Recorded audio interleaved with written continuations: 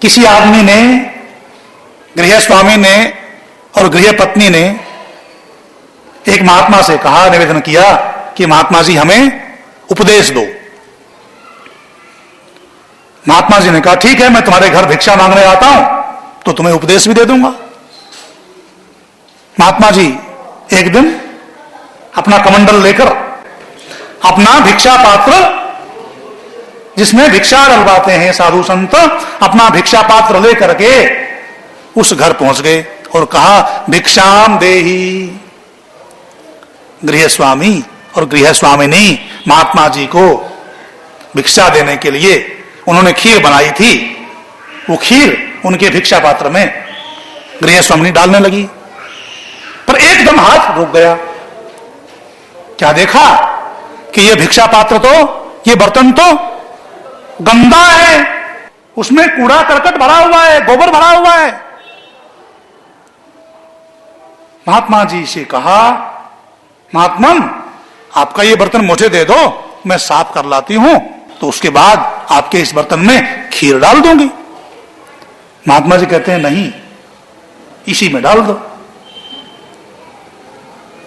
कोई गृह देवी किसी गंदे पात्र में खीर जैसा पौष्टिक पदार्थ डाल देगी? नहीं ना।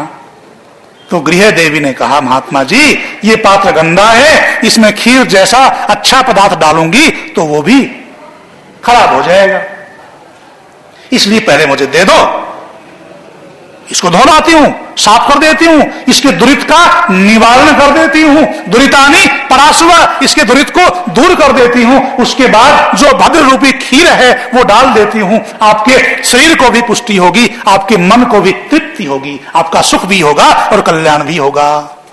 महात्मा जी क्या कहते हैं कि तुम उपदेश लेना चाहती हो, जैसे इस गंदे पात्र में जब तक इसको साफ नहीं किया जाएगा, तुम साफ नहीं करोगी, तब तक तुम इसमें खीर नहीं डालना चाहते हो, क्योंकि वो खीर भी इसमें डालने के बाद ये पात्र गंदा होने से गंदी हो जाएगी। ठीक इसी प्रकार से मैं भी तुम्हें उपदेश तभी दूंगा जब तुम अपनी चिंता को, अपने क्रोध को, अपनी घृणा को, अपने द्वेष को, तुम्हारे जीवन में जो दुर्गुण हैं उनको दूर कर दोगे, तब तुम्हें उपदेश दूंगा। क्योंकि जब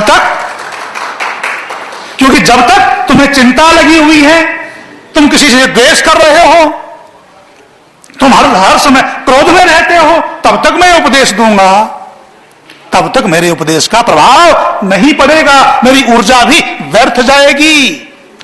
जैसे तुम्हारी डाली हुई खीर मेरे गंदे पात्र में तुम डालती हो तो वो व्यर्थ जाएगी, खाने की योग्य न रहेगी। तो जब तक तुम चिंता में त्रस्त हो, जब तक तुम ईर्ष्याग्नि में दोनों पति पत्नी झुलस रहे हो, आपस में समन्वय नहीं करते, आपस में प्यार नहीं करते, तब तक मेरा दिया हुआ उपदेश तुम्हारे किसी काम का नहीं है। तो पहले वैदिक ऋषि क्या कहता है, विश्वानि दुरितानि परासुव।